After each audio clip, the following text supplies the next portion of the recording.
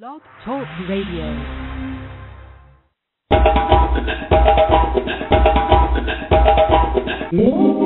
Life, Love, Laughter.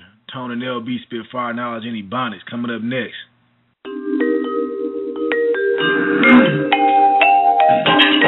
Yeah. I'ma go ahead and wrap this up, one time on the radio. LB and Tone talk. We're gonna talk this ebonics and show some love to the world. To all you guys, you know what I'm talking about, you know what I'm saying? And we're gonna keep it. Nephew. Love and peace. Hot that? I love me, and I love all of y'all. But guess what? It's time to talk right from the gut. LB talks in the gut. What's happening? What's not happening? Bye. And keep it funky. Chunky. Never.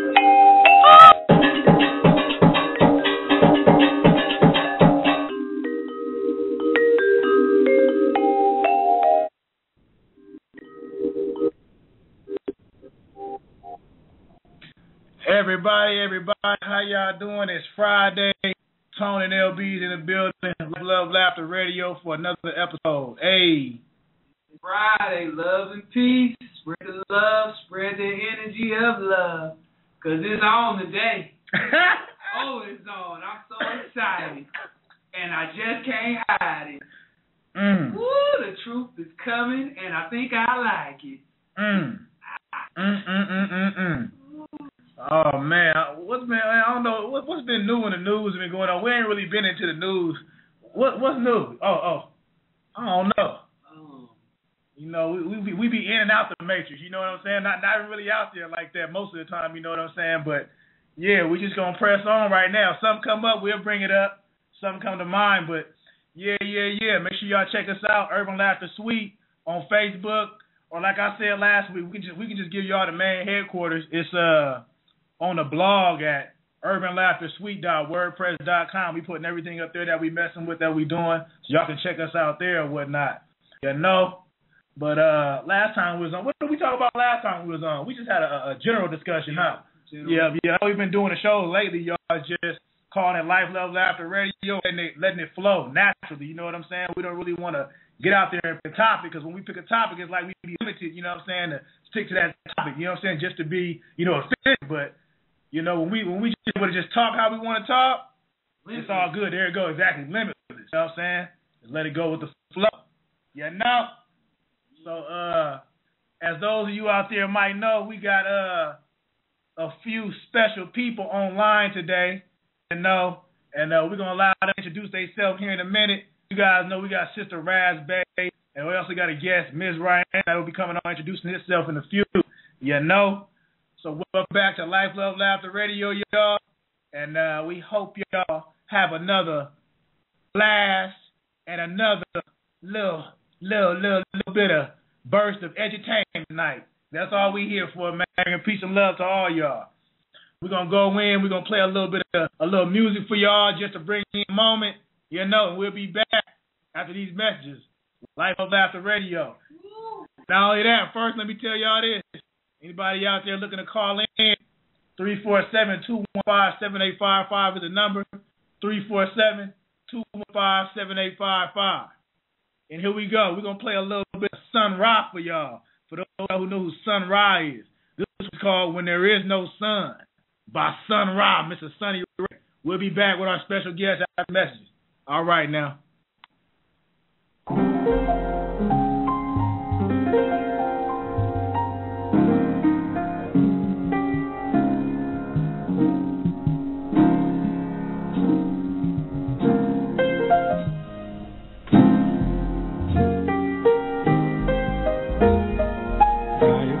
Darkness, when there is no sun. The sky is a sea of darkness, when there is no sun to light the way. When there is no sun to light the way, there is no day. There is no day.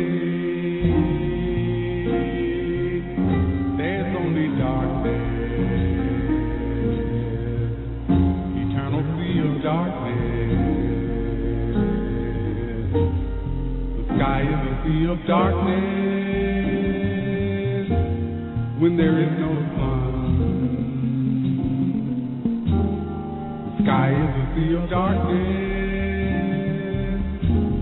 when there is no sun to light the way. When there is no sun to light the way, there is no day. There is no day. There's only darkness. Eternal sea of darkness.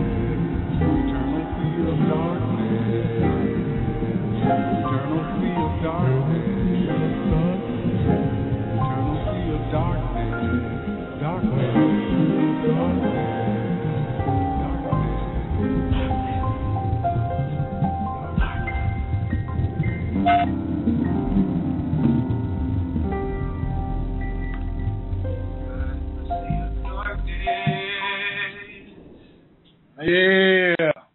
Welcome back, y'all. Life, Love, Laughter Radio. We in the building. You know, got a couple special guests on today. Before we get to that, I'll let y'all know the number is 347-215-7855. 347-215-7855 for those of you who got questions or got something to say, got shout-outs, whatever. You know? So we're going to welcome on our guests. We got Sista Raz Bey on today, and we got Ms. Ryan on as well. How y'all doing out there? All is well. Islam, peace and love. Hey. Yeah. Where y'all calling from out there? Northwest of Mexico, North America, on the eastern seaboard. There it is. Yes, sir. Yes, sir.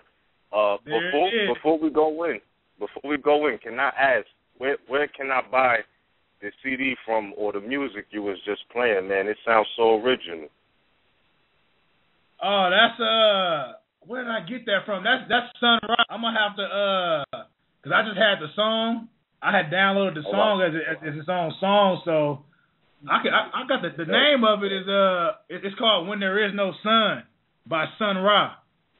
All right, that was good. That sounded like good music, those horns and everything. Oh, that man right there, he got plenty of music out there that's just off the charts. He be doing the food. You never heard of him before?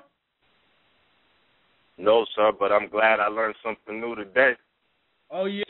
Check him out. Definitely. He got movies and everything. He was putting that message through. He was giving the message the whole time. All right. Yep. So, yeah. But, yeah, we like to just, go with the flow on this thing on here, man. And so we'll probably start off asking y'all questions to kind of direct the conversation. You know what I'm saying? No problem.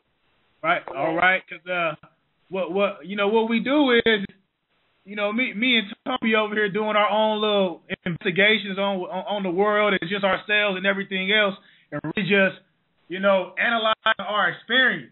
You feel what I'm saying? Because we like, that's the science right there. The science is right now in the present, in the flesh.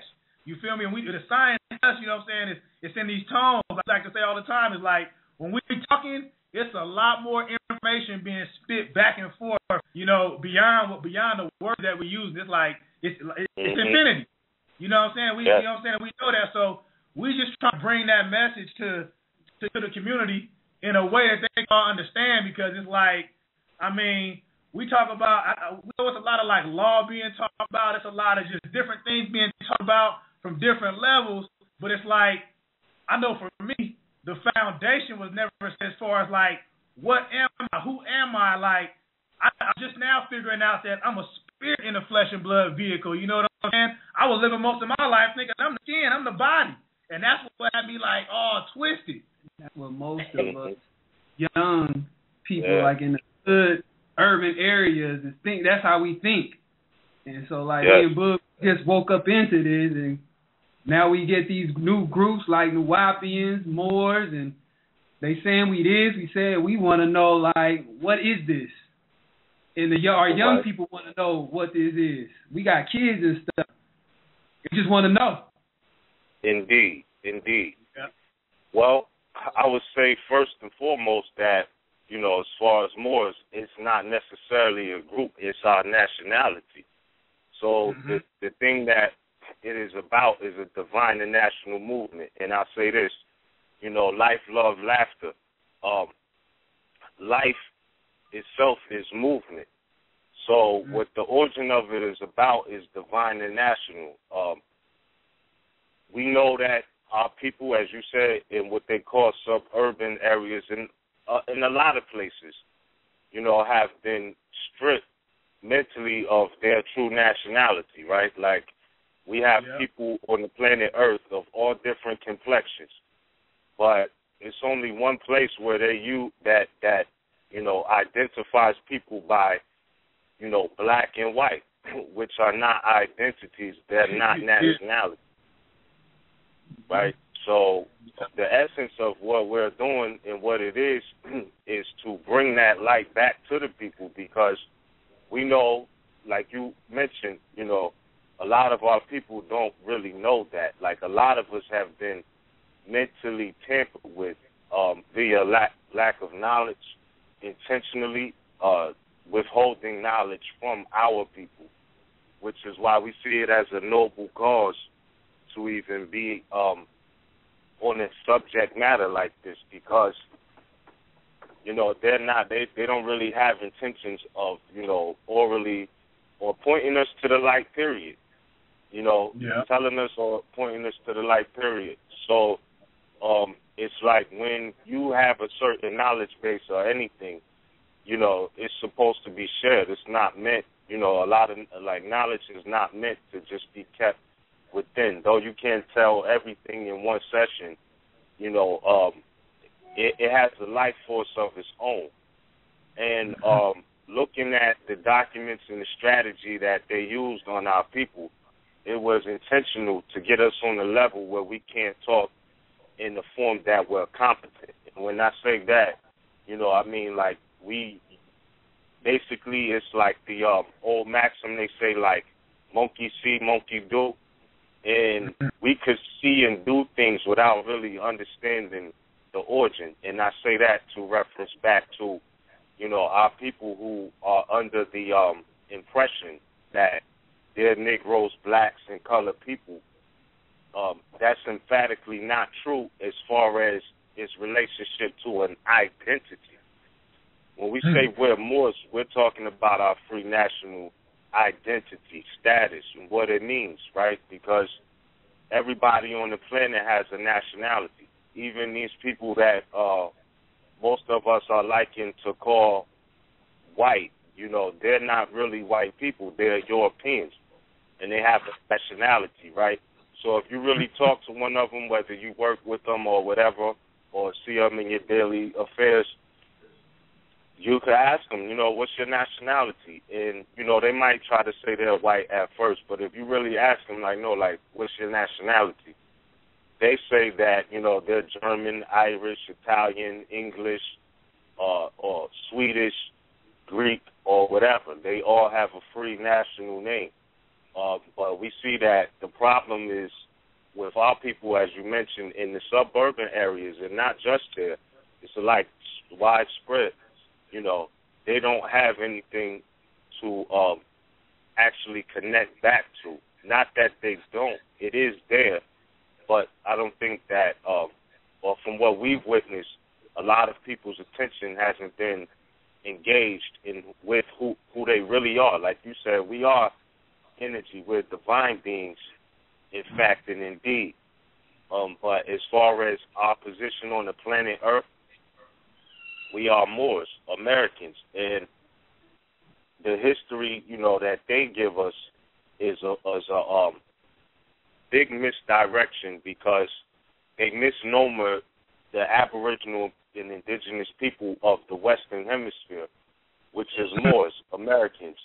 It's documented in Columbus's records that he mistakenly called the Aboriginal people here Indians. When you look at the Aboriginal people of India, because we all know this is not India, but if you look at the Aboriginal indigenous people in India, they look just like the Moors that, you know, you mentioned in the so-called suburban areas in the territorial jurisdiction of North America. So we're all one family. So indeed we are Asiatics, we are Moors, but we're not, all Moors are not Indians like Hindustani, but we are all one family. So what it's about is getting it back, getting our people back awake on, you know, the real reality of who we are and how it applies in civilized society. Because when you look at nationality, and again, when you talk about diplomats, right, one of the attributes of a diplomat is to be able to attest to the validity of records. So when you look in law dictionaries, and the two attributes of nationality is political status and civil status, like that's what we're focusing on for our people because it's important. Because outside of that, it's a lot of molestation and abuse that our people suffer. I mean, it's no joke because all over, you know, our people are packed in these different institutions that they call jails, or which are really zoos. And when we look at the origin of why, it's really not lawful, but status goes with it, right? Because status and the state are synonymous. North, South, Central America is our ancestral estate. So, you know, it's getting our people connected back to that because most of the time they don't recognize their relationship to this land. So what the true origin and pressing need of the hour is for us to have that knowledge, like that we have the highest civil status. You know, just because the colonists colonized and called, you know, different portions of the same land, you know, one might say it's Pennsylvania or Milwaukee or whatever, but the reality is, you know, all of that is modern. This is North America, Northwest of Mexico, and we are the true Al-Moroccans, Americans. And that's not just to say that to say it, it's a fact. When you look at the definition of American, and it says any of the copper complexion people found here by Europeans, that's us. We are the original people. So there's no way that, you know, people who thought the world was flat are going to be able to tell us who we are. Like, we already ran circles around the earth before these people got here. So that's a major focus and concern of what it's about. But it's also, you know, to have us all realize, like, we're more than the body and the flesh. We come from the universe. So, being so, like, this planet that we standing on, and our house is on, you know, everything is on this planet Earth. When you take a minute to stop and think about, well, who laid the foundation of planet Earth? An energy that you see the manifestations of, but you can't point out, you know, had to manifest it because it was here before we were, right? So with that, it's a higher energy source that we all come from that manifested everything.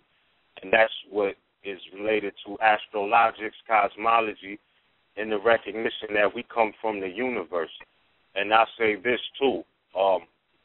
In light of what Noble Drew Ali was telling our people, you know, our primitive national principles, freedom and justice. And again, as I said in the beginning, love is life. Life is love, and it's movement.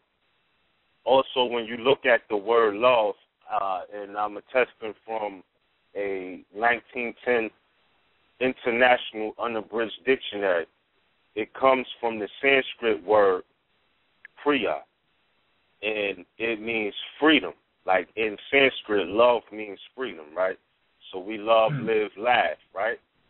Yeah. But, you know, just to know that we was created here on this planet in the element of love, like that's something that is indestructible. So being as though that's what it is, you know, that's another principle we try to get people to realize, like it's not for nothing. If love is freedom, you know, that means that we were created in the principle of freedom because it's all interrelated. So what does it take to really be free? Just recognition of what is real and what is not. And I'll say this, I don't want to hog the floor, pardon me, but if I could add on one more thing, music, like, because life, liberty, I also, every time I hear the word life, I have to think of liberty, right? And because they go hand in hand. And when you look at the liberal arts, music and grammar are two of them, right? And one thing they intentionally did was withhold us from the grammar because liberal actually means free. Like, that's what it means, Latin and German. So they're interrelated words. So when you talk about the liberal arts and grammar being one of them, right, we have to look at the language that these people use on us when they call us black, when they call us Negroes, or anything that we're not. Like, when you look at where the origin of these words come from grammatically, you know it's not us. And how does that affect us in our civil life? Because, you know, when you go to work, they even, or if you went to go get a job, if you did, or do any type of business, some of them ask you, you know, what's your race? You know, what's your nationality? And, you know, usually most of our people check off black and get mistreated, not to a noticeable degree like that, but from a reasonable analysis, you can see, you know, it's a lower class because that's not really an identity. Like, it's an adjective. So adjectives, because this is all relative to grammar and what this is about when we say we are Moors, and anybody can check this out. We look at the freedom arts, which they call the liberal arts, and grammar being one of them. You can see that black is an adjective. It's not a noun. And only a person, place, or thing could be a noun or a proper noun. So if they have you, you know, not identifying yourself, what it does in law is create a stateless person or artificial person, because someone who has no knowledge of their self is declared or assumed the law incompetent. And this is what these people are using on us, whether we know it or not. Like, this is what they're doing, and why most of us, suffer some abuse. They may just make the assumption, and then later you have to clarify. But trust me, that's their assumption, that we're black, knowing that we are not. We can't be. Those are slave brands, no different than if, you have a franchise or a corporation. Corporations have brand names, whether it be McDonald's, Burger King, whatever it is. All corporations have a brand name. So for them, the industry of slavery or servitude was transferred over through those names that they use, Negro, black, and color, because they're not nationalities. And there's no flag that could be presented, to substantiate that they are, in fact, nationalities, Negro, black, and colored. It doesn't exist. So what the movement is about is love, truth, peace, freedom, and justice. Like, that's the only way we're going to obtain peace. And it's not to say we need to take a passive role, but it's to be active with the principles, because they're active in themselves. So to be active with those principles, I think is a big portion of what it is. And that's my piece on that. But is it all right if I add on one more thing? All right. As far as the grammar and the liberal, right, the word jurisdiction etymologically just means right words. So if they're not using the right words and you agree to them, it creates an artificial jurisdiction. No different than when they put your what you may call your name or your appellation in all capital letters. Those are not right words. Like, they're clearly misrepresenting you. Because, again, on that grammar in the liberal arts, you have to properly capitalize nouns and pronouns. So whenever it's all capital letters, it's not the proper jurisdiction. And they're creating an artificial one, whether it be on your paycheck, license, or whatever. You'll see that that's what they do. That I yield the floor for now, Islam.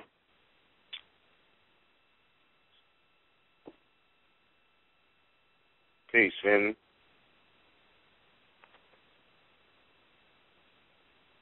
Islam. So, and they must have disconnected. Well, I don't know if we're still on. We're on, but he's not on. I'm sure he'll be back. Right. So now, well, I wanted to add to what you said. I mean, since he's not there, other people are listening. I liked what he said when he said that he realized that he was a spirit being and a human in flesh. So everyone would that's what it says in the Genesis, that we are man is mind and manifested in the flesh. And that's very important. That's the divine side of our existence. And so that with that existence, we have rights from just being born, from breathing, that can't be transferred, bought, or sold. So that's what it's all about. But if we're not in our proper status, then it can be, because we're not being those divine beings manifested in human flesh and traversing on this earth with our purpose. We're not being that if we're saying we're being an artificial situation. Right. And that's how. Oh, it's not. I don't know if we still up. I don't know. Oh, yeah, we back. Yes. Right. Did you get lost, or did we lose you? I think the internet had a little issue over here. We had to come back on, restart it. So we back now. Oh, all right. I wanted to add on to what you said, if I may, Lorenzo, in reference to being a spirit in the flesh, that you recognize that who you were. So therefore you're unfathomable, can't be named, and all of that. But when you look into the records, it says in Genesis, in what they call the Bible, which is really the Biblios Heliotext, means the record of the sun. It says that man was manifested, because man is mind, all right, and spirit, as you said. Man was manifested in the flesh, human flesh, on the sixth day of creation. So that's a divine portion of who we are, which is why the divinity comes first at all times. But once we're born and take that breath, that holy breath, the breath of life, on this planet, then we have inalienable, unalienable rights of birth just by breathing, just by existing. And those are the rights that can't be denied. They can't be bought. They can't be sold. They can't be transferred unless we don't realize that we're the divine beings manifested in the flesh and we agree to being an artificial construct, as was mentioned earlier, and say, yeah, that's me, which is under a jurisdiction, back to what the brother said about jurisdiction, juris meaning right, diction meaning word. So therefore we're saying the wrong words by saying that we are these things constructed by the hands of man as a corporation and as an artificial being. Now we just walked away from the fact that we're a divine being manifested in the flesh, which is why the mission to come and hear the truth about your nationality, which comes from your birth and comes from your mother only, and your birthright is what the mission is, because knowing about that, then you will recognize divinely that you are, in fact, the spirit manifested in the flesh with unalienable rights that cannot be violated. Islam. Woo! Heard that. And that's worth fighting for. That's worth standing for yourself and your children, your posterity. And that's why the law of the land, which we are taught to the land, absolutely being the first navigators. See, a lot of people get confused about what more is because they haven't really looked it up. But more is the transitive word. It also is an action, and that's why it's associated with boating, because we're the first to do the boating, and because we come from the waters of the womb. And after traversing in the 7 stages of development in the waters of your mother's womb, you are then cut from her navel and become a navigating L on the earth plane. So when you get that, then you realize, oh, I see what more is. It's both the nationality coming from the first beings and the first to navigate. So it's worth, and this is why the Constitution itself, which is the law of the land, and it was not established by Europeans, it was authorized and adopted. It was adopted by them, authorized by us. It says for your posterity. That's your children's children, because you mentioned children, right? That's your children's children's children forevermore. So the deal is to enforce those words that were put into script for these other people who are not tied to the land, who are not aboriginal, indigenous to it, because it's our ancestral estate in divinity and heritage. So therefore, this is how they need to act on our land as the law of the land of the natural people. So when they're not acting that way, it is our duty to enforce it so that our children's children can also be birthed into, come into existence through the holy breath and have their liberties not infringed. Islam. Can you guys explain to me what is the English language? Like, why are we speaking this language? Like, a lot of people want to know what this language really is. Like, can you break it down?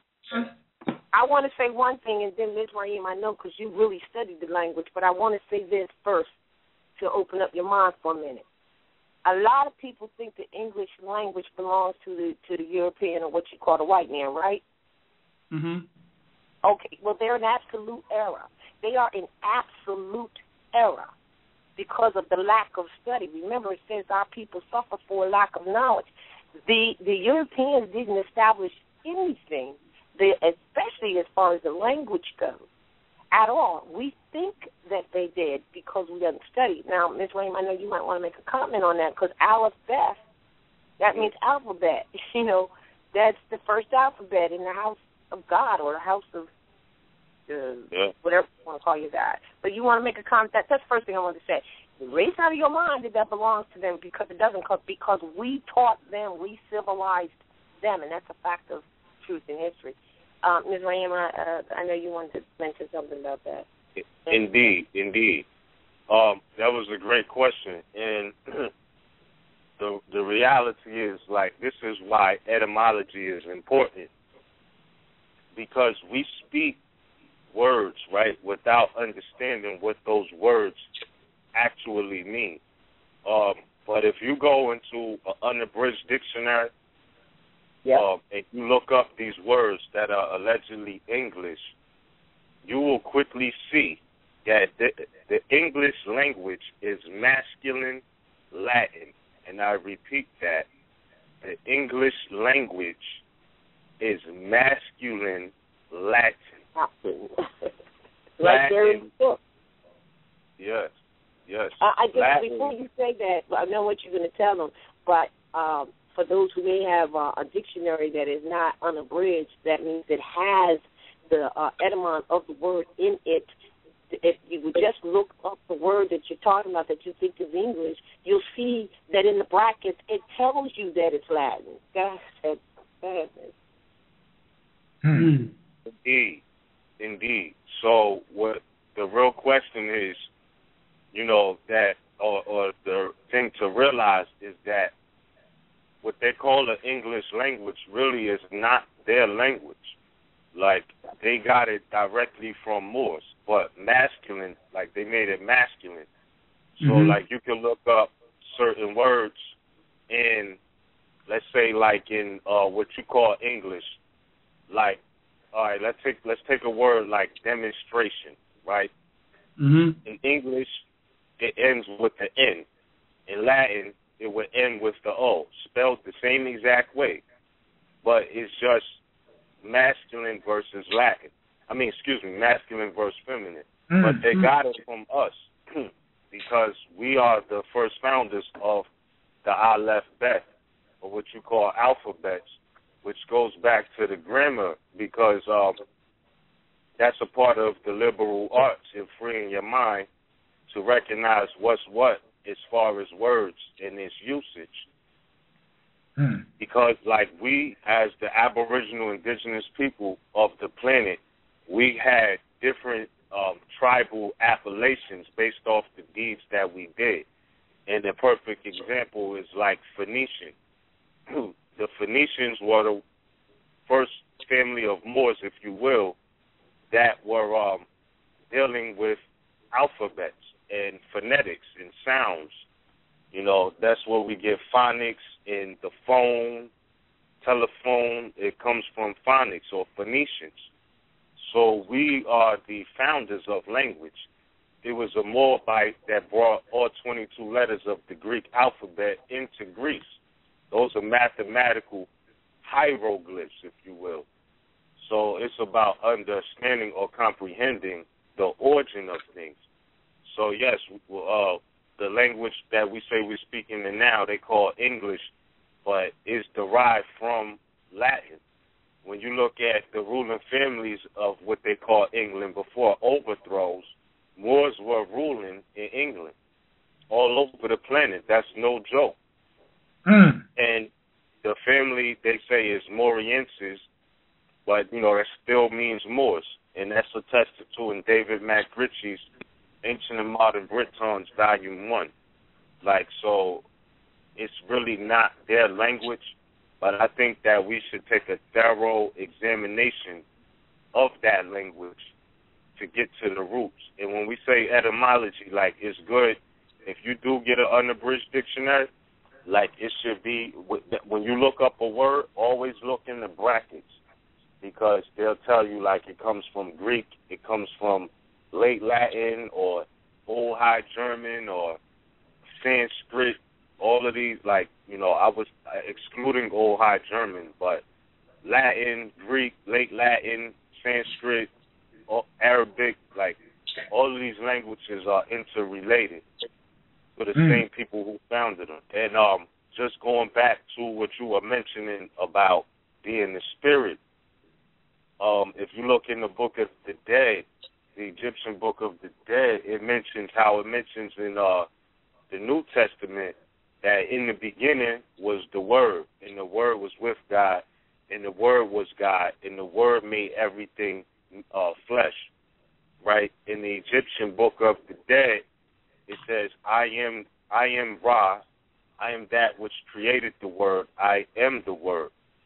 And this is why you hear, in what was called suburban communities, people, it's a maxim, which is word is bond, right? So you bond with your word because that's what it is. That's what makes everything, right?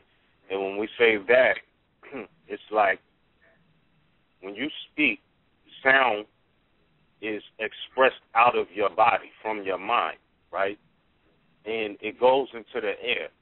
So the air is unlimited. Like, it goes all through the universe, which is why the word, they always say, be careful what you say. And if you don't know what you're saying, just be quiet, because your words travel.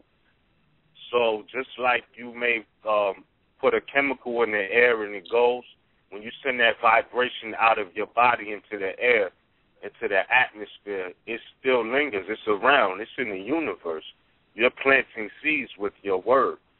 So this is why language is really important to understand, or comprehend the origin of it. Because, that when you look at spirit, it just means breath. To spire, inspiration, expiration is to breathe in and to breathe out. So that's the true spirit, right? Yeah. And that never dies. That's you. That's like, it's infinite. It's you can't touch it, you can't see it or anything, but it's there. Just like the wind, right? Something that you can't see, but you can see its effects, whether it's blowing the trees, a tornado or anything, knocking down trees, whatever it is, you can see the effects of the wind, but you can't see it. Same thing with your word. You can see the effects of it, but you may not be able to see it. But it is real. It is real. Yeah. Oh, yeah. Appreciate you. Appreciate y'all for that explanation. Woo! Probably. So that just tells us right there how important our words is. Like you said, most of my life, I'm 31 right now, and really a lot of information been coming to me in the last year. I changed my diet and started meditating and things like that, and a whole bunch of this information been coming at a rapid pace. But I know before that, before I started really looking into this stuff and the words and everything else, I'm walking around here using words that I had no clue that I was using. And I'm using words thinking I know what they mean. I'm calling on forces to my life, the opposite forces of what I thought I was calling into my life. And I'm just now figuring this out, like, oh, man. Like, this really is, it really is serious on that level. Like growing up as a Christian, you know what I'm saying? Using that Bible, we say these words in this Bible, and I don't have a clue what it's saying. Yeah. But we constantly walking around here using these words from the Bible, and wondering why we not making it. Because I grew up as a Christian, and boy, couldn't understand it. Like, I used to get in arguments with my family. The Bible's not really a Christian book, though. No. Not at all. The Bible is ancient writings, and it's only a portion of the ancient writings. The Bible is what they adopted. So upon knowing that, you will realize that it's not what's in the Bible that they put together. It's what they left out from your ancestors' ancient writings and what they adjusted. And proof of that, so that no one has to just believe me because I'm saying it, is that all they have to do is look up Constantine and Nicene Council, Nicene or Niceane, same thing, and they'll find that the Nicene Council got together in, 322 A.D., that's A.D. after this death of who they call Jesus, right, Yeshua, that they got together, and it tells you that they decided what the tenets of Christianity would be. So that tells you right there that that's not a Christian Bible. Not only that, who they called Jesus, they called him a Rabboni. It's right in the Bible. Well, they called him Rabboni, rabbi. That's not a Christian title either. And so we have to really get the dupe that we've had. So a lot of people won't read the Bible for what it is once they understand how to read, period, and understand words and how they are. They won't read it and they rebuke it because they think it's the Christian Bible, and it's not. It's what they adopted these days, you know. And lastly, if they got together in 322 A.D. to determine the tenets of it, what does that have to do with Jesus? Or who they call Jesus? He was dead for 322 years. And it has nothing to do. You see, but that what I just shared with you, go to any encyclopedia, look up Nicene Council, and it will tell you that they meant to do that. Then look up Constantine, and they will tell you, guess what they'll tell you about Constantine? That he's the father of Christianity. So then that still has nothing to do with Yeshua that they call Jesus. Islam. Islam. And to add on to that, if I may, you know, in his national tongue, they didn't even pronounce J's. So his name or appellation was not Jesus. J is one of the most modern letters. And this is why even if you, like, talk to somebody that grew up speaking what they call Spanish, which is really Latin, because you have to remember, you know, the Moors civilized the Europeans in Spain. And one of the things they did was claim what is ours, including the Latin language. So that's how, you know, the language became known as Spanish, but it is not Spanish of Spanish origin. It's Moorish language.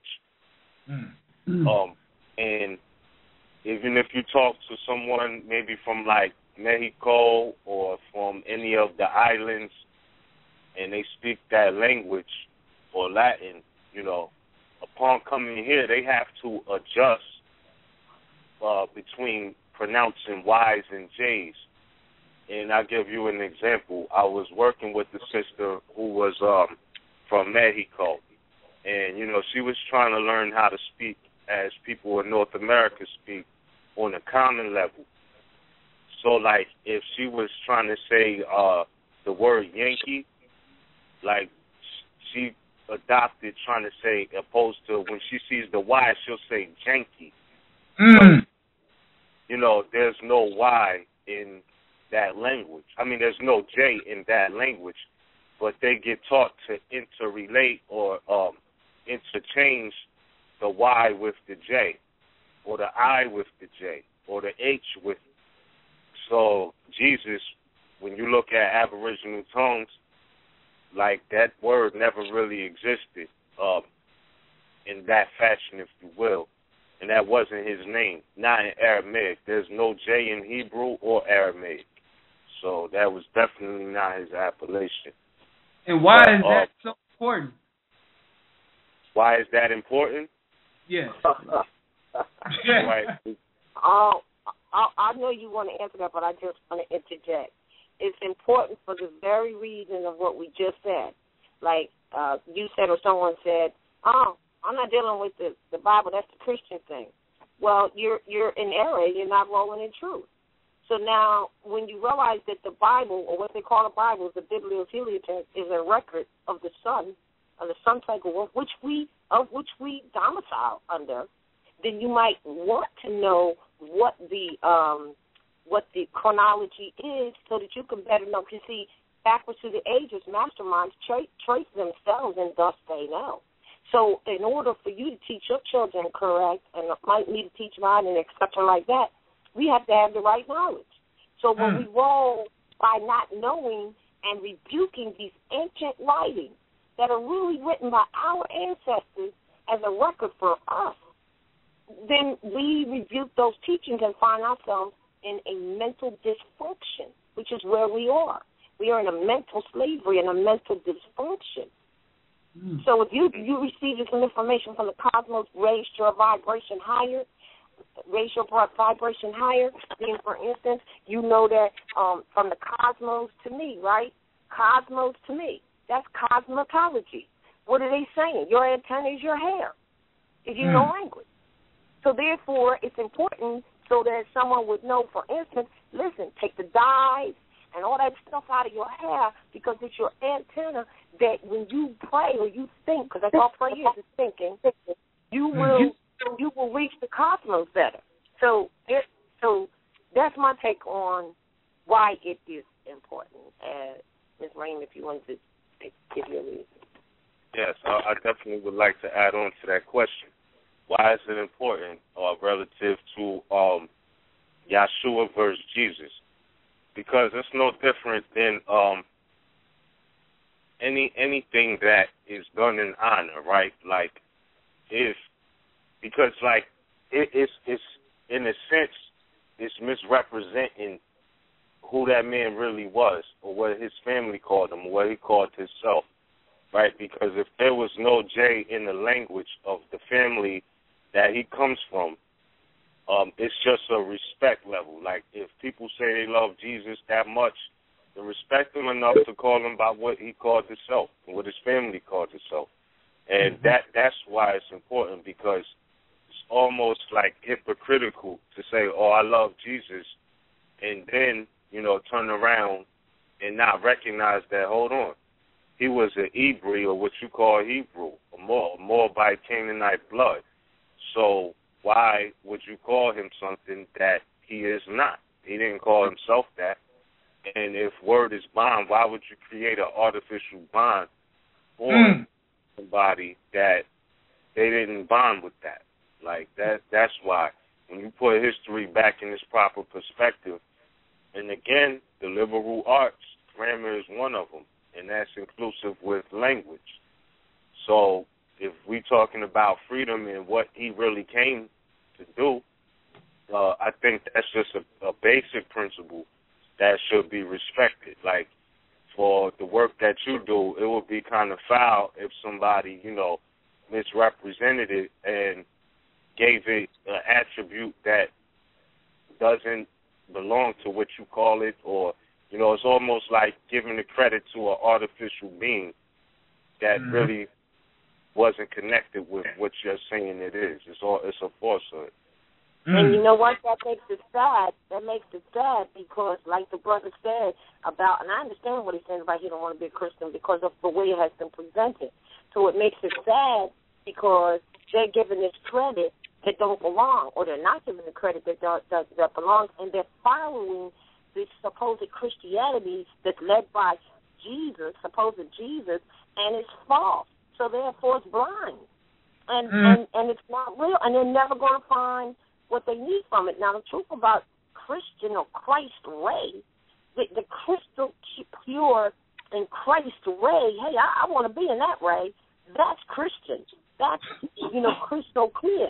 But what they presented it as is a fake, false thing. So all these people who are looking for a Savior don't even realize that if they're looking for a Savior, it's within, And if they're looking for that devil, it's within. Instead, they're being led to some other stuff. So, again, another reason why it's very important. And whatever works you do, as Ms. Rain said, let's say 20, 30, 50 years from now, you're gone, and they start calling you by what you're not, and discrediting, and that's another thing, disconnecting you from your family, which means that your family would not actually inherit anything that you did, which is exactly what they did to us when it comes to, for instance, all of the inventions that make America, the true inventors, what the things we find today that was invented that people think is all American, or they think was the European being the American when we really are. But those things that were invented, when you go look at the list, they were invented by us. You see, but did we get the credit for it? No, because we did it. They put us in a false jurisdiction, so my posterity will not benefit from it. That's why it's important. Posterity is why it's important. There it is. We got a caller with a question that looked like, so I'm gonna let him chime on in and ask a question one time. Okay. All right. Caller, how you doing? Hello. Hey, how you doing, caller? Can you hear me? Fine. How are you? Good. You got a question for us, ma'am? I do. First of all, I'm very happy to hear that you guys are on the radio show. So, spreading a lot of knowledge so people can actually, understand, so they can get the concept of things. You break it down so people can get it, which is good. But I did have a question in regards to me right now. I'm currently pregnant, and so I'm with child, and I'm about 8.5 months in like a couple of days. But I had questions in regards to like because I really wanted to, like, if I could give birth at home, and then the whole birth certificate thing, you know what I mean? Trying to actually get one and not get one, I'm struggling with. I really don't want one. So I know that I can do the codes of the UTCs and the 1-308, but I just don't know. No, don't put your child under any UCC code, nothing. Because that's my spirit. My spirit is telling me I don't want it at all. Yeah, that don't feel right either. That's not natural at all. Okay. I had said earlier, from the holy breath, from the time that child takes its first breath, it has unalienable birth rights. It can't be bought, sold, nor transferred. And they can't be, and that's the unseen that creates the seen. That child is the law. That child is the birth. What they've done is they have put, as we're talking, they have put false jurisdictions in front of us. Now they put the birth certificate. Let me just say this. A certificate is something that implies a financial exchange. They're telling you right here, we're going to put your child and everything that he's worth, because he's worth something, because we are the resource. We're going to put it on the market, you see what I'm saying? And we're going to give you a certificate, and we're going to have a birth record, but you're never, ever, ever, ever going to get the birth record. We're going to keep it in our files and file it in our files, and we're only going to give you the receipt, which is the birth certificate. And what you're feeling inside, this is, as a mother, oh, no, because you're not going there, because you're not selling your child out. Now, the problem is we have been for generations and generations thinking that this is what we must do. So, therefore, we thought it was right. You need to recognize your own birth record, telling you're not using the birth certificate, and put in this conversation and tell you where to go to get the mark. Go to RV Bay Publications, if I may say, if I may put that out. Go to the Return of the Matriarch page. There is a recording that was done on a blog talk where a brother named Fonteas actually told you step by step everything that he did. We were all on it listening and or commenting. And if you have any other questions about that birth certificate, remember you can make your own live record. RV Bay Publications, plural, at gmail.com is my personal email for you, sis, if you would like to do that, if you would like to contact me if you have any questions, because if you, mothers and sisters, birthright situation that we're discussing starts with you because you give birth. Yes. And this is the problem that we've had over the generations, if everybody will get this.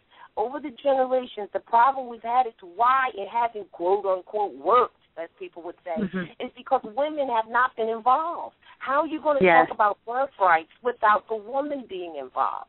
And that's because she's been suppressed. So I hope I answered it for you, and if there's any other questions that you have regarding that, just myself and Sister Anna Eve, my sister-in-law, we will be able to assist you personally. That's all I can offer. I appreciate that, because we have two other children, and they were actually, based on the fact of trying to gain the knowledge that we need to try to even take them off of that, to then take their birthright back. That is something that I'm, I don't. But you can't dissolve the birth certificate. That's another fake thing that people have out there. You personally cannot dissolve the birth certificate, and you don't need to. Let me just tell you why. It is void ab initio. It is an instrument that proves human trafficking. And if you look at it from that perspective, then you realize why. You just look at it for what it is, and secondly, you did not create it. So therefore, you're not on a board, you're not a committee member, you're not a member of the corporation that actually established the birth certificate. It's an offer that we accepted, and now we don't. But to try to think if we're going to dissolve it is an error. Look at it as void ab initio. It is not a contract. It doesn't have in it the mutuality of what a contract is. And so many people, lastly, most important, the UCC, your sovereignty does not come from the UCC. Your sovereignty does not stand alone. Sovereignty only comes from your birth, nationality, your birth. That's okay. That makes sense. Yeah, I just wanted to make sure I was clear on that because I wasn't trying to get a birth certificate and stuff like that. So that makes sense. Follow the dictates of your soul. You're right in line. Thank you. I appreciate it. All right, sis. Thank you. Bye. Thank you. Bye. All right. My fault. I didn't want to hog up the time or stay on that subject too long. But I did want to add something on to that as far as the origin of the birth certificate. Like, as was said, you you could create your own live record of birth. However, by law, they would have to recognize that, and in conjunction with the fact you can attest to live births in your holy books, and they have to respect that and for all costs, because you got to keep in mind, too, that the birth certificate is an instrument that strictly comes under the 14th Amendment. And the reason that that's dangerous with the 14th Amendment is because it is taking a portion of that divine child's status away. And when I say the status away, I also mean a state, because you have to look at it like we were saying in the beginning. We are the true more American, Aboriginal, Indigenous people. So when they talk about a United States citizen, you have to comprehend that that is subordinate to an American citizen, because Canada is also North America, right? However, they don't recognize it as the United States. It never was. But it has always been a part of North America, and that's what it is. So when you're talking about a United States citizen, that does not apply to the Aboriginal Indigenous people of the land. So no matter which void records they create, it cannot circumscribe or deprive the natural beings of their status or state. So that's what it boils down to, because even Mexico is North America. All of it is America. So to be try to circumscribe the fact that a child, was born in a so-called state opposed to the natural land, the continent, Northwest of Mexico, North America, is definitely depriving them of a status or a state. So I just want to add that on. And back to the grammar piece, which is to the liberal arts or the freedom arts, when they put that child's appellation or what they call name in all capital letters, that's also depriving them of their identity, because they are proper noun. They are natural persons, just like we are. They're just young. They're fresh born, but doesn't change the fact that they're natural persons. So, I just wanted, it just hit me too, that about the UCC, I just want to say this one short thing. UCC means Uniform Commercial Code. There's nothing commercial about the birth of a child. It is nothing commercial about the natural birth of a child at all. And the Uniform Commercial Codes really are ancient Moorish merchant laws that the Europeans codified around 1960 or so and called them UCCs, and they're for people who are doing commerce. And the child and your birthright is not commercial at all. A lot of people have done that, and they really are in grave error because all they did was go down somewhere, say 60 notes, 100 notes, whatever it costs to file the UCC, put that finance in the European's pocket and said that they, as their birthright and their divine rights, are now wrapped up in the UCC. I mean, that's, yeah. In commerce, in commerce. And they're like, okay, that's good because that's what we were doing, putting you in commerce in the first place. Thank you. Ain't going to tell you that, but it's going down. Yeah. Well, we got to be who we are. We got to be who we are. Heard that. Oh, yeah. We got another caller who's been on with a question for a while. I'm going to bring them on for a question. All right. All right. Caller from the 940 area code, last 41133. You're on. How you doing? Yeah. Hey, how you doing? Pretty good. Who's the host here? The host is Tone and LB. So it's LB you talking to. LB. Yes, sir. Okay. LB. Okay. How you doing there, LB? Doing good. Good. I was wondering, what was the topic today? I heard a lot of people talking and discussing, but I came on a little late and I didn't know what the topic was.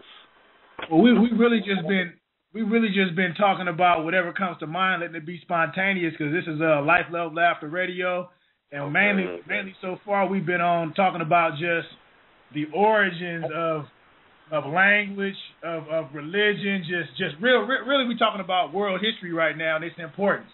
You know what I'm saying? Okay. You know, just so. Do you have a question around that, or what was you? Yeah. I heard them say something about names and things like that. Mhm. So, like your name, LB. Right. I don't know what that, I know L's your first name, B's your last name, but does your name come from somewhere? The name. Go ahead. Well, what is your name? First of all, what is your name? If you well, don't mind first of all, let me just add, if I can. Let me introduce myself. First of all, I'm sorry. My name is Benny Wayne Beatty Jr. Oh, Benny Wayne Beatty Jr. Right. That's my government name. That's your that is not your government name. Cause, hold on. What did he say his name was? Like, did y'all hear? Benny Wayne. My government name is Jr. Benny Wayne Beatty Jr. Baby Jr. That's what he said. No, not baby, Beatty. Oh, baby. Okay, all right. I just want to say this, and then I'm going to have coffee. Listen, first and foremost, when we say name, we all know what we mean, but it's in the word. If you look up the word name, you will understand that it is a label for a corporation. And that is the reason why you will hear conscious people, particularly in the Moorish nation, telling people to correct their names and to assign their appellation or attributes. If you go in history, you're going to find that our people had many different attributes. Right, now I do have an attribute. Don't mean to cut you off. And then they were given an attribute based on their deeds, or when a mother had a child, that's another thing. When a mother had a child, she didn't name that child or attribute that child. She let that child's energy tell her who that child was. So therefore, she gave him an appellation, and then he acquired through his life work attributes. So I wanted to make that clear, and the reason why you put like an L and a Bay, the Moorish titles are not last names. They are the title to the ancestral estate, Northwest America, Northwest Africa, North America, South and Central.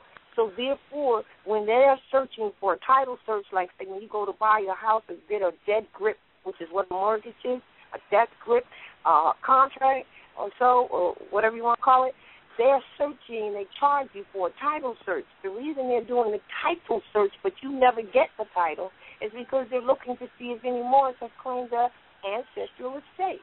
So Ellen Bay is a title, not a last name, and not a name at all, really, in that respect. I just wanted to make that real clear. And we have to be aware when we're giving ourselves what we call nicknames.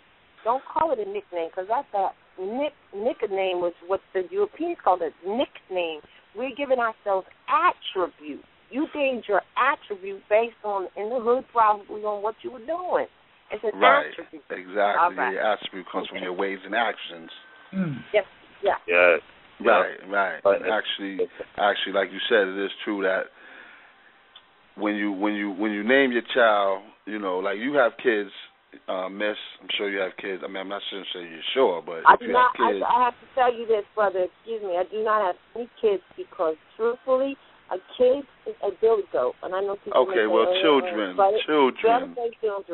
Children. Okay, well, we all understood what I meant, though. Children. Oh, we understand what we mean, but we got to start meaning. We got to start. No, you're exactly right. Right words. First, there was the word. The word was with God. But is the word more important than your actions, though? Because, check it out, Phil. Let me tell you why. You know, because you could say anything. No, you can't. Right. Because what you say is the seed. In other words, the thought is the first thing you have in your mind. That is the seed that's planted. And then the word is the fertilizer to that seed. And then when you write it, surely you seal it. That's the spell. So, yes, the word manifests the reality. Absolutely. It's the fertilizer.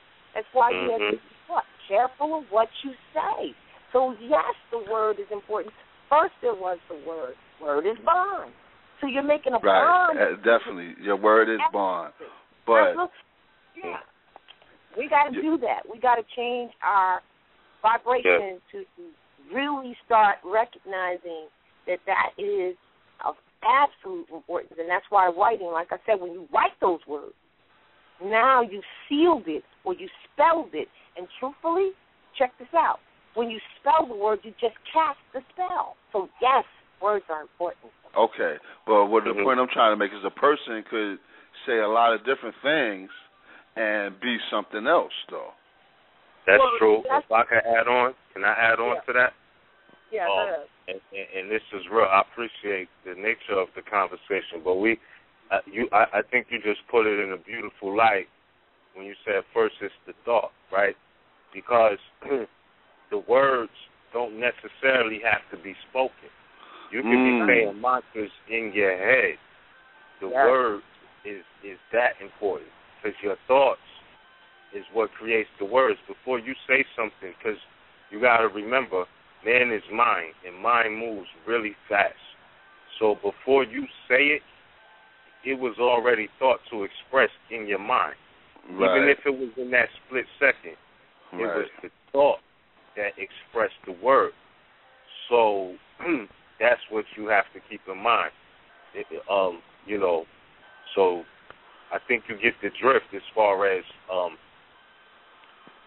is it important of your word? Yeah, because it creates. It's a co-creator with thought.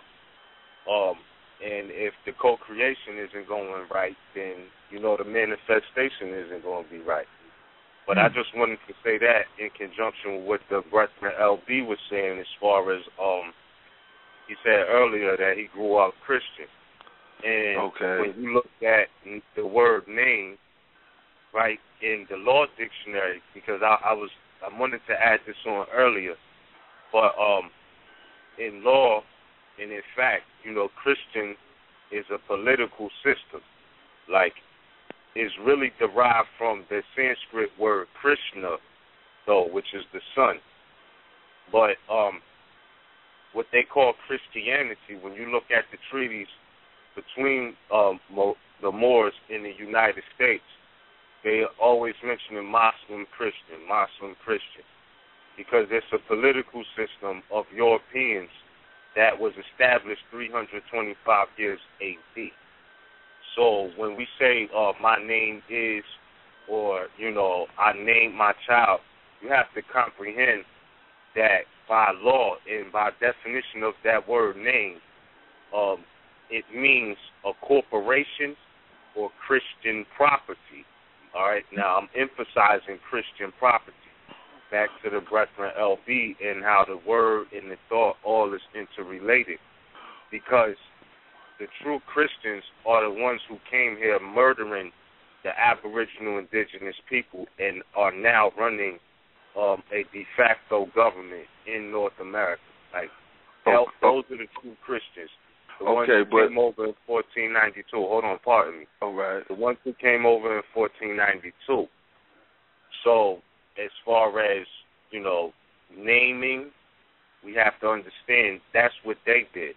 The land and we always had appellations or titles, but not names. It's a difference, because somebody could say, well, who are you? Or, the answer will always be, I am.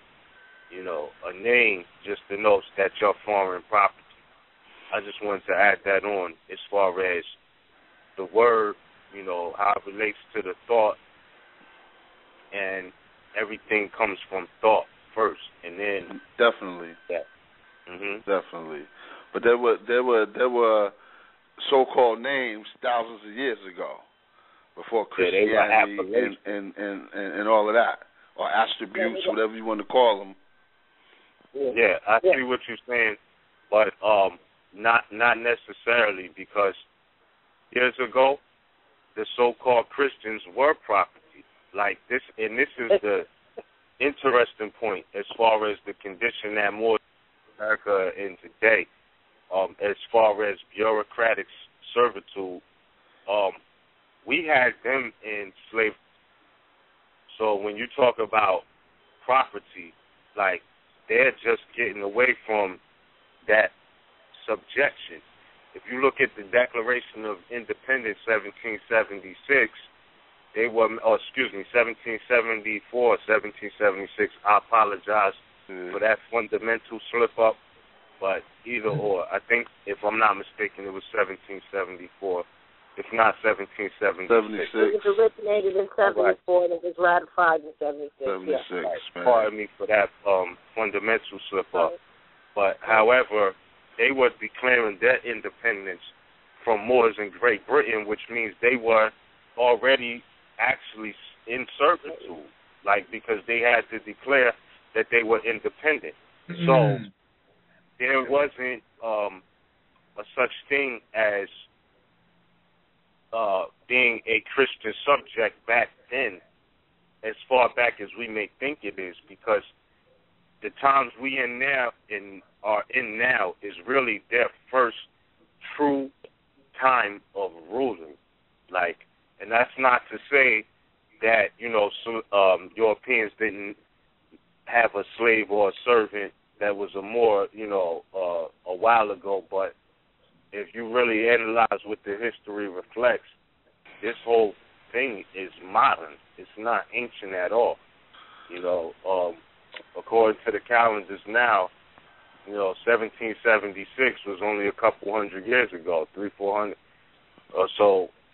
Right. That's not really thousands of years ago. They were the slaves. They were the Slavics, not us. And I think when we really analyze and can correct that part of history right there, we can start to see it for what it really is, that, our ancestors were not just, their only history is not just about being slaves. We had people enslaved before we were enslaved, which is where, when we get that comprehension, we could let go of some of the biases that we have as far as them having some of us in servitude. Now, the sad part is that some of us don't even recognize current day that we're still in servitude. But however, for what it's worth, if we could recognize the real history, that we were doing it first, and that karma or cause and effect is a principle that's ever in action, we can start relieving ourselves from some of our own bias from false perceptions and start dealing with what we really need to do to remedy the situations that we are faced with, or that are in the face of us. Maybe we don't recognize them, wherever we may be along the way. This is the real reality. The truth is the truth. It's documented. Moors had Europeans in slavery first. So everything that lives, in fact and indeed, wants to live. So if you was in a position where it's no different than if you say like a raccoon or a possum. If you back it in the corner, it's fighting its way out. There's nothing else for it to do. So being as though that we did that to them, that's what happens to us. And I think that will bring life to where we stand today and how we need to move forward all together. And with that, I yield the floor. Islam. Okay, so you're saying basically that we enslaved the people, so it was only right for them to enslave us. In a nutshell. I don't want to say it's only right, but I just want to say it's the law of karma. Okay. Like, that doesn't lie. That's right and exact. So when you look at the karma that we, obliged in, whether knowing or not, just respecting, and I think this is why we're able today to have a higher respect for the laws of nature and the law of karma. Looking back at the history, if you're doing what's not right to other people, like, it comes back to you. Yeah, right. I definitely agree with that. That's just it. It doesn't matter who. You know what I'm saying? Because, again, as we were saying, the word, the thought is interrelated. It's what you're thinking that creates the reality. So if your thoughts ain't right, then, your karma's not going to be that good down the line. Because everything you do starts in the mind first. So everybody is born with virtue and vice in them. It's just a matter of choosing which one is going to reign supreme. And that's just what it is. You could choose the vice or you could choose the virtue. Okay. But whichever one you choose is going to be the result of your karma. And that's just the raw truth. So... Okay. With that, I yield the floor. Well, like I said, this was my first time calling to the show. It was an interesting conversation. I would like to, what is it, on every day about this time? We on Mondays and Fridays from 5 to 7 Mountain Standard Time. Okay, and you the host? Yeah, me and Tone. So it's LB and Tone. We both host the show. What's the LB for? LB is Lorenzo Raz Bey. That's my appellation. Lorenzo Raz Banks? Ra, R-A. Then space Bey, B-E-Y. B-E-Y? Yeah. Okay. All right. Like I said, my government name, Benny Wayne Beatty Jr. Attribute is powerful. So I will be calling in from time to time because I got this number from somebody. Said I might be able to reach somebody over here. LB, I thought it was somebody I knew. So that's why I really had called in. You looking for my ex-relation? You looking for Lawrence Beatty? Lawrence, okay. I thought that was you over there. That's my ex-relation. So your last name sound like mine. Exactly. Yeah. We must be kin. We must be kin. Yeah. I had an uncle named Lawrence. Oh, okay. Yeah. Who? Lawrence who? Beatty. Oh yeah. You talking about my daddy? Yeah. How you doing, man? I'm all right, man. Good. I'm all right. Appreciate you calling in, man. Appreciate you with the question, man. Yeah. Interesting show here, man. Hey. I'm gonna get some of my people to call in, definitely, from the East Coast, and let them vibe with y'all. Okay. Yeah, I'm down in Texas now, though. So. Okay. You get a chance, holler back at me, man. On the private line or something. Okay. All right. All right, Appreciate man. You, man. Thank you. All right. Peace and love. All right. Peace. Wow, that's a beautiful thing. Family united. Yeah. Hey, well, before we go on, can I add one more thing on to that concept, right? Yes. The brethren said, that's his government name. But it's a documented fact that as society begins with family, so does authority of government. You know what I mean? And when you look back at our free national appellations, like we could see that the Europeans branded us and gave us their family names. Because our family appellations are El Bey, Day, Al, and Ali. Those are the 5 primitive among other appellations. However, the true government is us, the people. That's the key part of nationality, political and civil status. And with that, I just say salute to that family reunion that just happened, Oh, yeah. Oh, yeah. Real talk. Now, so we appreciate y'all for the information so far. Woo, woo! So much. There's so much that I want to know. Now, one thing. Oh, go ahead, Ms. Ryan. No, I was just going to say we appreciate you all for the forum. Yeah. And I wanted to take it here next because I know earlier in the show we said that we came from the universe. And so since we came from the universe, that means that we're connected to the universe.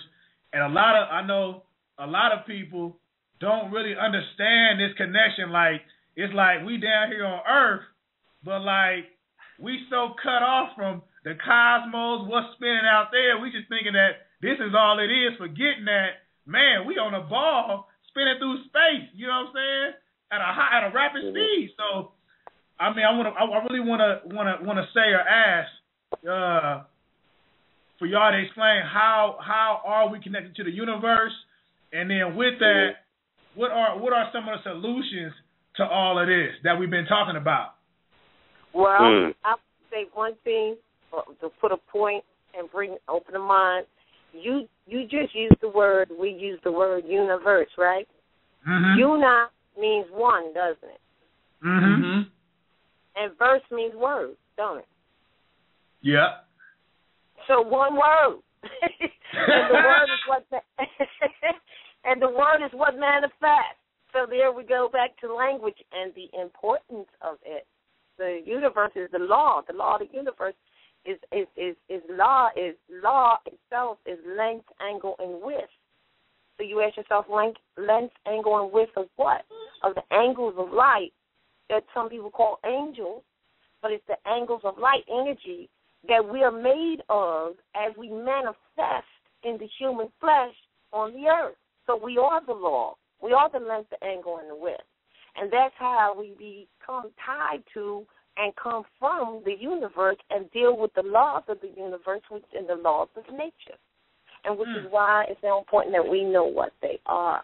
In terms of the solution, is in the word itself, one word. We have to begin to be one because we already really are, but our mind being diverted as it has been under mental slavery as it has been has us all in a different diversion, and then teaching our children that come from our womb, which the womb is the first school room, right? And if the mothers, the sisters aren't conscious as we have not been for these reasons, then we're not teaching from the kindergarten, which is the womb. Children need to know because whatever the mother knows while the child is being formed in the flesh, in the womb, and then the child is departed out of the flesh, meaning out of her womb, whatever she knows, the child knows. So if they got us all twisted without being in touch with the universal law that we come from, then this is where we get all these diversions. So I think that the vibration is raising and people are coming back to these simplistic things because these things they're so simple that they appear complex, and yet they're so complex that they appear simple, you know. We are cosmology. We are manifested from the universe and from those angles, and that's what law is: length, angle, and width of the energy, light energies, etc., like that. And that's what I would say. So let's deal with studying astrology, cosmology, and Ms. Rain. I don't know what you might want to add to that. Indeed. I just wanted to add on to the question. How are we connected to the universe? All right. A primitive example, something that we could all relate to, right? As long as we've been alive on this planet Earth, there has never been a period of 24 hours where the sun hasn't came up and the moon hasn't came up, right? Or had its fair share of shine in the sky, visible to everybody who cares to look up, right? So, being as though the moon, energy of the moon controls the tides of the ocean on this planet that we live on. It controls the water, the movement of the water, which in fact and indeed nourishes the land, right? Now, your body is supposed to be about 75% water, fluid, right? And it controls, the moon itself controls an influx of the brain from the period of the new moon to the full moon. Your brain has an influx naturally, right? That's connected directly to the cosmos in the universe. It also controls the tides of the ocean, which is directly connected to the platform that we stand on, that we call planet Earth. You know, so the planet Earth itself is in the midst of the universe. So it is obvious in itself with a reasonable analysis that we're connected to the universe because we live in it. Okay. Like, you comprehend, like the planet Earth that we're on is in space. Like, we look at space as some far-out thing. Like, no, give an overall view to the planet Earth, and it itself is in space. Pardon me, y'all. Oh, it's okay. All right. So, being as though that's where we're at, we're directly connected to the environment that we're in. That is, I think, self-explanatory of our connection because it all moves on one hump. Like the sun, the moon, the earth, the rest of the planetary bodies, which we call, the Sephiroth or Elohim, is all vibrating on one hump. Like, that's what it is. Everything is in movement, in alignment, and in harmony with everything. So we would have to know. So we would have to understand the science of the universe, which is cosmology, astrology, etc., like that. Wouldn't you agree? Absolutely. Is that why they watered it down? Say that again? Is that why they watered down astrology? Like, because I always looked at, when I was young, I used to look at astrology, but as I used to go to newspapers and all that, it's like, man, that's not me. Half of that is not me, but... Well, they definitely, but I'll tell you what, for all those who call themselves Christian Bible students, the Biblios Heliotech is the correct word, is the record. Biblios, Bible means book, record. And Heliotech means sun. So it's the record of the sun cycle, which we're in. I mean, the universe that we're in, that's what it really is. But right in it, it says, this is a book of what is, what was, and what is to come, which means it's a book of foretelling. But yet they'll say, we don't believe in any foretelling or fortune telling. It's right there. It's right there. So they did water it down. So because through astrology and the science of the universe and cosmology, we would be able to know who we are because, again, law, L-A-W, length, angle, width of the universe, that's where we're manifested. Angles, or those angels or angles of light energy, we're manifested into the flesh. So that's from whence we come. So if we understood that, we would understand who we are. So they don't want us to know who we are. So they watered it down and gave us this other thing. Woo, information station, baby. Life, Love, Laughter Radio. We on with Sista Raz Bey and Ms. Ryan. Got about 25 minutes left. Been having a great discussion. And I'm going to throw that number out there again for those of y'all out there who want to call in, got questions, whatever, 347-215-7855, 347-215-7855. We're going to go in on a little break, and then we're going to return, and then we're going to come back and talk about some solutions, continue to talk about solutions. So we'll be back after this music, y'all. So we got, let's see who we got coming up next. We got Rich Homie Quan, and this one is called They Don't Know. A nice little song by Rich Homie Quan. Pete, we'll be back. They don't know what I've been through. We got London on the train. They don't know the hell. They only know what I tell them. They don't know about the brand new car just bought. They don't know about the brand new house. They don't know about the brand new chick that I just fought with some good head. That's a brand new mouth. They don't know about the brand new car just bought. They don't know about the brand new house. They don't know about the brand new chick that I just fought with. They don't know about the brand new car just bought. They don't know about the brand new house. They don't know about the brand new chick that I just fought with some good head. That's a brand new mouth. They don't know about the brand new bells on the Rolex. Now the motherfucker got a brand new gloss. They don't know about the brand new chopper for the same old head. A nigga mad, cause a nigga can't stop. They don't know about the old school whip that I keep put up. When I pull it out, they be like, who that? They don't know about the old school days when a nigga had waves. I swear every night I wore do it. They don't know about the old school day. Magic City was jamming, nigga want me shit some booty. Got an old school hoe trying to screw me. So I'ma hit that pussy from the back, make a screen like. And it's still money over bitches. Rich homie over all niggas. I need some more commas for these digits, cause I done ran my sack up crazy. I might buy my dad a Mercedes. And I just find out I got a baby on the way.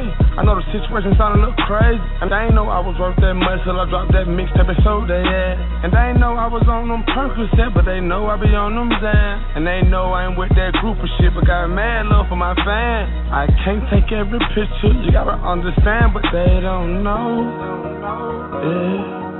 what I've been through. They don't know the hell. They only know what I tell them.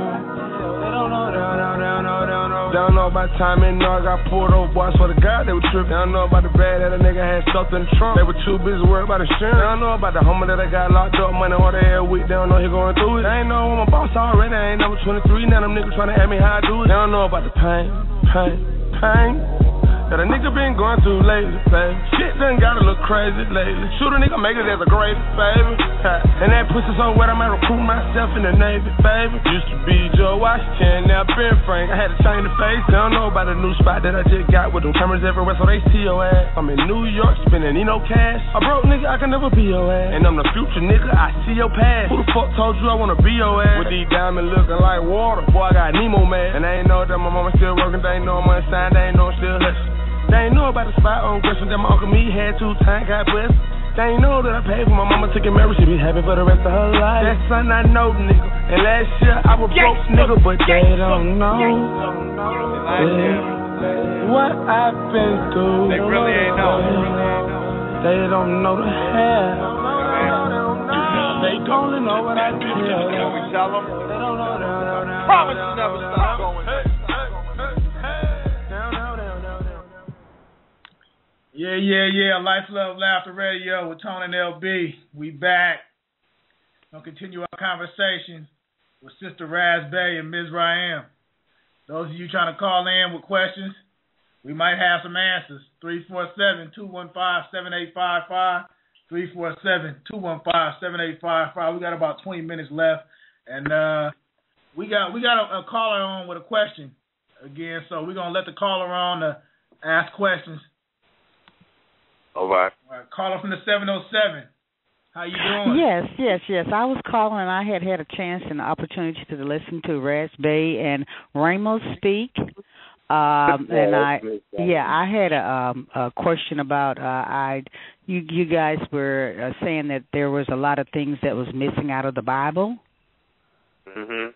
And I was wondering where are there other books that you can find out these things that are missing from the Bible, or is that a whole new avenue right there or something? No. well, I'm sure you can add the actual books, but they put together that what they call the Bible based on ancient writings. Those writings do not belong to the Europeans. Those writings are ancient. They belong to the Aboriginal Indigenous first navigators of the planet, which are Moors. And they put, if you look up Nicene Council, you'll see that they got together to decide what the tenets of their new Christianity, which is again a political jurisdiction, to put it together. So what I'm saying is, like, for instance, Book of Barnabas. All of these are ancient writings. There's so many ancient writings. They find a lot of the Dead Sea Scrolls, or what they call the Dead Sea Scrolls. They find it's the Aquarian Gospel that I believe the European published, but he didn't write it. And those are ancient writings as well. So they decided and put together, like King James in the 14th century or 16th. That's the most popular Bible that people have adopted. But the Septuagint, for instance, is the very first writings that they had that the Bible came from. As soon as you open up the first page, it tells you that this information was translated out from its original text. So you know right there that they gathered all that information together. So I'm saying when you go and read stuff, you'll be able to recognize the spirit of the word of ancient writings. Once you know what the ancient writings are, then you'll realize that there's a whole lot of other stuff. I'll give you one other example. The movie was called, I forgot what the movie was called, but in the movie and at the end of the movie, and I suggest you get this book as well, it said that one of the books that they should have, these scholars said, one of the books that should have went into the Bible would be the Book of Thomas. Now, Book of Thomas? Yeah, they have one, but there's a Book of Thomas and the Gospel of Thomas. There's a Book of James and the Gospel of James. Go out and get this book called The Secret Teachings of Jesus. And in that book are 5 books. One is the Book of James, the Gospel of James, the Book of Thomas, the Gospel of Thomas, and then there's a third one, Book of John. Book of John. That's especially necessary for women to read the Book of John. And at the end of the movie, the movie was called Stigmata. They said that these writings, in their opinion, should have been put into the Bible, in their opinion. So what they're telling you is that these writings are as ancient as whatever they called was in the Bible, but someone decided that they were going to put that book together. So it's not anything wrong with what's in it. It's that so much more that ought to have been in it as it relates to the fact that these are ancient writings that were written by our ancestors. All right, so get the book of The Secret Teachings of Jesus, and then you'll get a general idea of what is being said by that, and you'll see that there's more out there that was written even older than what you're reading in the current day adopted 16th century King James version of ancient writings. And that's what I was going to add. Ms. Rain, you wanted to add something to that? Yes. All of the books are interrelated. Like, because like Biblios Heliotext just means book of the sun. And Holy Quran just means holy reader. But it's all about the Elohim altogether. So I would say that you made a good reference to the secret teachings of Jesus, who's really Yahshua. These are all different things that are interrelated. Some literature they call rare literature, but yet it's out there. You might want to check it out for yourself, because the Bible, the Quran, the Torah, all of these are different writings of Moors. They don't teach it like that. Even the Bhagavad Gita, like all of them are dealing with moral philosophy and moral facts and different divine law. which is all interrelated. So, like, all of these books are definitely connected. Whether, again, it be the Bible, the Quran, the Bhagavad Gita, but what happens is they break the books up, and the modern dogmatic systems of what they call religion, like though it's dogma, each of them have taken up a piece or a portion of Moorish literature to say that this substantiates their religion. Meanwhile, they're misrepresenting what the text is saying. So you have to comprehend all of those writings are ours. Okay. What they call the Holy Bible, what they call the Holy Quran, the Bhagavad Gita, the Light of Egypt, the Book of the Dead, all of these are interrelated and saying the same thing. It's just like first grade, second grade, third grade, fourth grade. It's all dealing with the same thing, though. It's like that. I would like to also add, Sister, because you could probably go and get that book called The Secret Teachings of Jesus, but specifically I was saying that a lot of sisters need to read the book of John. I do have it on the site on RB Bay Publications on the Return of the Matriarch page and on the Sister Standing on Law page. Matter of fact, Sister Standing on Law, I think it's right there. And that one book of John, I took and retyped out, and it is there for you to read. And then you'll see when you read it why all sisters, and also brothers, but why all sisters absolutely need to read that. And now, can you purchase it, or you can get it online, or? No. The Secret Teachings of Jesus was published by the Gnostics, Gnostic, which means gnosis, which means knowledge. And a lot of what Ms. Rainey said, they separate all of the ancient writings and call it and put it into their desired form of dogma that they call religion. But all of those writings that people are reading, Bibles and things like that, are really ancient writings of the ancestors that are our ancestors that wrote them. All right. So the Gnostics is another group, but Gnostics means knowledge, and that is published by I think it's Macmillan. But just type in the Secret Teachings of Jesus, and you will be able to purchase the book, and all 5 books that I told you that are inside that book you can read. But I'm saying we took the book of John and put it on the site, on the Sister Standing on Law, and on the Return of the Matriarch page. You can just quickly read that particular one, immediately. Okay. All right. Okay. Sister Standing on... No, rbbaypublications.com. RB Bay Publications with an S, plural. Wait a minute. Say that one more time. R as in Robert. Yeah. B as in Victor. Bay, B-E-Y. Okay. All one word. Publications. Publications. .com, right.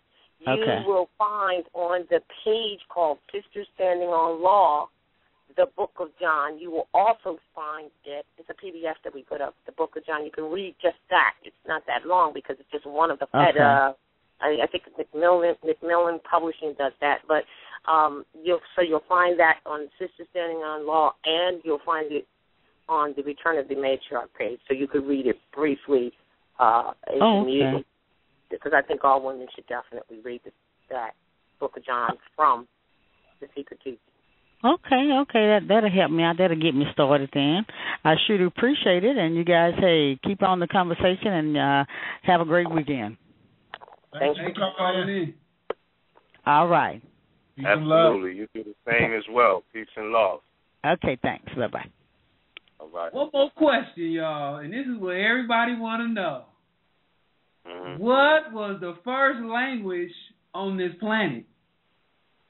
Because people say Hebrew. Some people were saying Hebrew was the first language, and then from Hebrew, Greek, and they didn't stole from the Hebrew. What was the actual language? Speaking from, guess what I say, man. Do anybody know that question? I mean, that answer. I want you to answer that, Ms., but I just got to say this first. I got to say this. The very first language was mentalism, because we didn't even speak.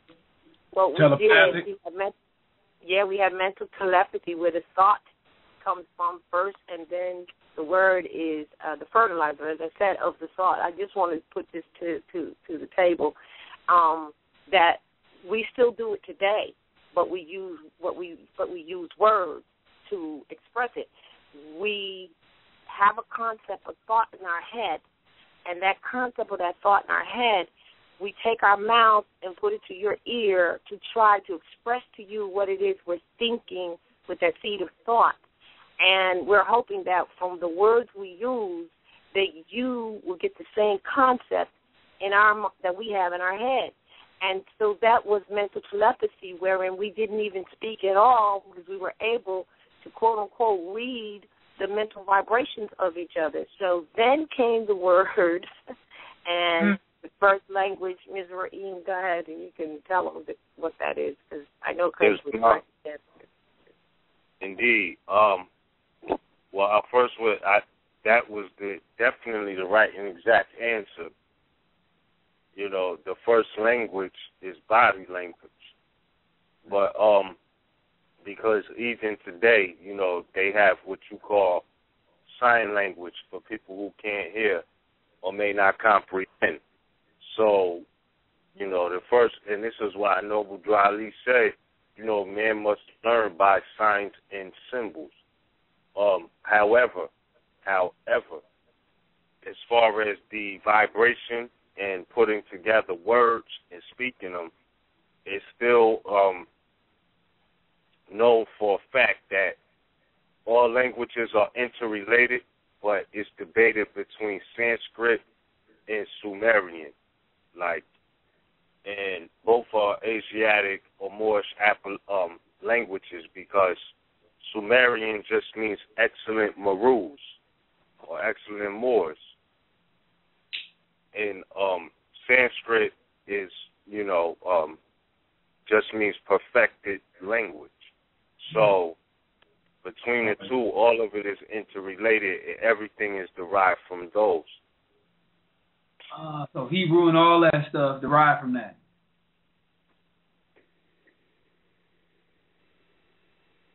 Correct? Hello? Yeah, I'm here. We lost him? Ms. Raheem, did you drop off? Yeah, he dropped off. He'll be back on, because yes, what it is between Sanskrit and Sumerian is the debate of which came, and he explained that, and the Hebrew language came after that. And hold on 1 second. Let me see if I can get him to. Okay. Yeah. Hebrew. The question is, Hebrew came after that, Ms. Rain. Islam, Noble. What I was saying was, yes, the Hebrew language came after that, because when you look at hieroglyphs, the Hebrew language is all hieroglyphs. And when you look at the word hieroglyphs, it just means glyphs of the heirs. H-E-I-R or H-I-E-R. It's all relative to the women or her, which is the hieroglyph. So Hebrew is a manifestation of hieroglyphs or hieroglyphs. And the root word in that is her, back to the matriarch. That's what I don't. So Nuwaubian language, is that a language? Nuwaubu? Well, hold on, Sista Raz. Well, I studied under some Nuwaubian stuff, and I remember when they came out with the language, and I didn't study the language per se, but as said before, hieroglyphs and alphabet and alphabet, which is where the alphabet comes from, they just simply created their own language. Mm-hmm. And you know what? I find it interesting because we are the arbiters of language. We are the original, we're the teachers of language through signs and symbols. Like you said, hieroglyphs was a symbol. You could take, no matter what language someone speaks right now, if you drew a tree everybody would know that's a tree, right? So that's like a symbol. All right. So what they did was they just did the same thing and, mixed in whatever and however, like I said, I didn't study the absolute language there or the signs or the symbols, but they're just signs and symbols. So now we want to learn a new language, a new Wabian language. That is something that they just established because we're the original arbiters of all of that. They're just signs, symbols, and as you said, Mick, they're hieroglyphs. Yes, they're hieroglyphs, glyphs of the air, but you got to comprehend, too, that when you speak in Nubians, like it was Moors or Moabites that ruled in East Africa and all over the planet, actually, you know what I mean? Because the Hamathites, Canaanites, Moabites, Moors, are all one family, really. So, multiple, like it's no such thing as one original Moorish language. Like, to be honest, like as we grew and evolved, because we're not new on this planet.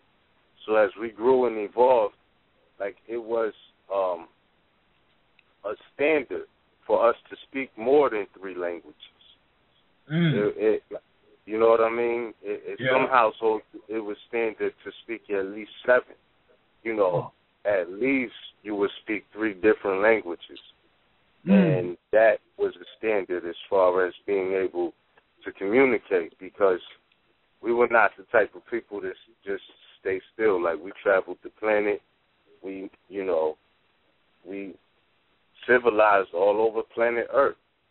So, there's no such thing as a Moor speaking one language as a standard. Like, yes, as it began, it's still debatable between Sanskrit and Sumerian, but they're all dealing with hieroglyphs or glyphs of the airs. And, that's the Aboriginal people of the planet. So it's confusing. That's why it's so confusing. But thanks for the insight. You want to get on the solution? So what's the solution? Yeah, we got about 2 minutes left, so we can probably we can take it out with just what are some solutions to a lot of the stuff we've been talking about. A lot of people are like, man, there's so much information to take in, this and that, and me and Tom, we try to break it down simple, like Sista Raz said, it's simple but complex, based on how we've been taught to view it. You know what I'm saying? So what are some quick solutions that people could jump into starting now if they want to start on that now? All right. I would say, because we got a couple of minutes left, I'm going to brief it to this, and maybe we could do a part 2 in the future. Definitely. I would say first it starts with knowledge of self. But before you get that comprehension, I'm going to quote Prophet Noble Drew Ali on this. In chapter 3 of the Holy Quran, Circle 7 in the Moorish Holy Temple of Science, it says, study, study, study. And when you study well and ask what to study next, the reply will be to study yourselves. And in chapter, it's either, pardon me, I apologize, it's either chapter 45, 48, or 46, where he says, all nations of the earth in these modern days are seeking to obtain peace, but it's only one way that peace may be obtained. And that is through the principles of love, freedom, and justice being taught in all nations, in all lands, for the salvation of the people. Islam? Islam, and I would just like to say in short, follow the dictates of your soul. And just as the sister who called in, she said, well, that doesn't exactly feel right. Follow the dictates of your soul. Peace and love. There it is. Peace and love, Islam. We thank y'all for y'all time. And we, no problem. For having us on. Oh, yeah, part 2. We want to have a part 2. We got it only makes sense. So, like I said, we appreciate y'all. And until next time, we love y'all. Peace and love. Yes, and we will be much obliged. Thank you. Peace and love to everyone. All right, okay. Peace and love, y'all. Thanks for having us. All right. All right. Talk to y'all later.